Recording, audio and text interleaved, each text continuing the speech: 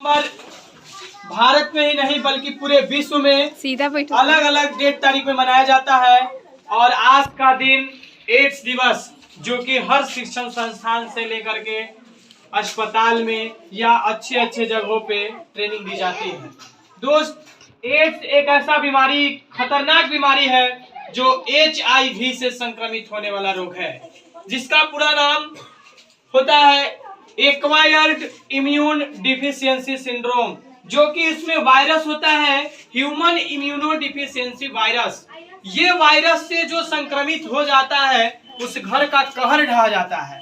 कहर ढाने का मतलब है कि उस घर में आने वाले जितने भी संतान होते हैं, जितने भी जीव होते हैं, ब्लड से संबंधित होते हैं, सारे लोग का जीवन नष्ट भ्रष्ट हो जाता है। दोस्त, ये रोग से ग्रसित व्यक्ति भविष्य में कुछ नहीं कर सकता है। और सबसे बड़ी बात यह है कि इस रोग का अभी तक कोई इलाज का पता नहीं चला है। तो हम अभी इस रोग के बारे में जानेंगे, इसका लक्षण कैसे होगा, और इस रोग के बारे में जानने के बाद ही हम लोग सचेत रूप से रह सकते हैं और अपने आने वाले पीढ़ी को बचा सकते हैं। एड्स का पहली बार पता 1981 में चला था, जो कि इससे सचेतता होने के चलते, सचेत रहने के लिए 1988 से 1 दिसंबर के दिन एक दिवस रखा गया। और उसी दिवस के दिन हम लोग एक जगह इकट्ठा होते हैं, सब स्कूल, ट्यूशन या कहीं भी शिक्षण संस्थान हो, सब जगह एकत्रित होकर के हम इसे धूमधाम से मनाते हैं। एड्स दिवस सबसे ज्यादा अस्पताल में इस चीज के लिए देखा जाता है कि हम लोग अगर जानकारी रहेगी हम लोगों को तो इस रोग से बच पाएंगे।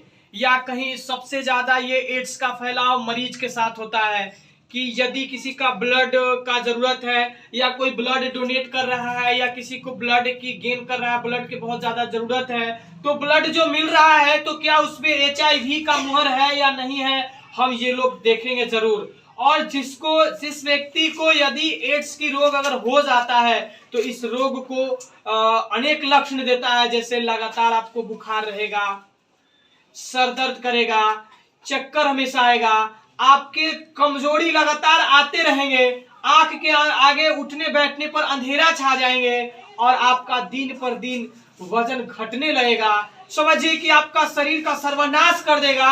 ये बीमारी आने के बाद, संक्रमित होने के बाद आपको पूर्ण रूप से तुरंत के तुरंत मौत नहीं देती, बशर्ते आपको धीरे धीरे धीरे धीरे करके आपको एक ऐसा लाचार व्यक्ति बना देता है कि आप कुछ करने योग्य नहीं रहिएगा।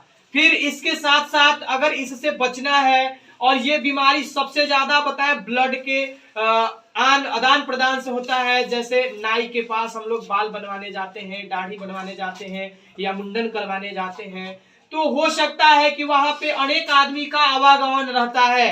अब कौन आदमी का एड्स होल है, नहीं हुआ है, हम लोग को तो पता नहीं है, वो तो चेक करने के बाद हॉस्पिटल में पता चलेगा। यदि कोई व्यक्ति वैसा हो जो HIV से संक्रमित हो और उसका ब्लड कट के ब्लेड में लग गया और वो ब्लेड से ही हम लोग का दाढ़ी बन रहा है या सर छिलवा रहे हैं, मुंडन करवा रहे हैं, और बाई चांस कट गया, ब्लड का उसमें आवागमन हो गया, चला गया, तो वो खून संक्रमित था और हमारे शरीर को भी संक्रमित कर दिया।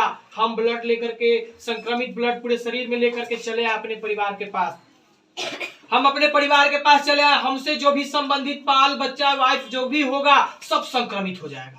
पूरा परिवार, उसके बाद से जो भी जनरेट होगा, उससे जो भी आने वाला जनरेशन होगा, सारा के सारा एड्स का शिकार होगा और सारे के सारे एड्स से ग्रसित हो जाएंगे। और सबसे दुखद घटना है कि इसका अभी तक कोई इलाज नहीं है, बस कम कर सकते हैं, रोक सकते हैं, बचा सकते हैं। तो इसके लिए हम नाई के पास जाए तो ब्लेड की तुरंत पहचान करें कि हाँ, जो ब्लेड से हम लोग का जो दाढ़ी बना रहे हैं, या सैलून में या पार्लर में लड़की लोग जाती है, ब्यूटी पार्लर में जाती है, वहां भी ब्लेड का अगर इस्तेमाल होता है तो वहां भी ध्यान देंगे कि जो दूसरा का ब्लेड है वो ब्लेड का यूज ना हो।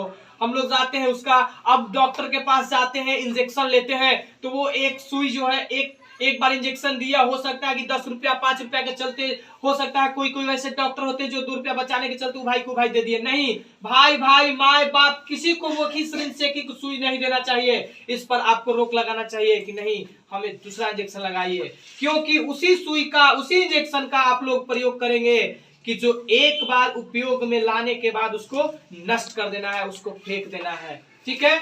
या हम बताए थे कि यौन संबंध से भी ये रोग बहुत ज्यादा फैलता है। इसलिए आप लोग थोड़ी सी चंद खुशी के लिए, कुछ लोग ऐसे होते हैं कि थोड़ी सी चंद खुशी के लिए अपने शरीर में या तो रोग ले लेते हैं या तो किसी को रोग दे देते हैं। तो नहीं, एक से एक बचाव है। हम उस बचाव के जो उपयोगिता है, जो उपयोगी वस्तु है, हम उसका उपयोग करेंगे और एड्स दिवस से हम भी बचेंगे, लोगों को भी बचाएंगे और इसका जागरूकता इतना अच्छा से फैलाएंगे। जो जानता है तो ठीक है, जो नहीं जानता है जन जन को बताएंगे और ये रोग से बचाएंगे।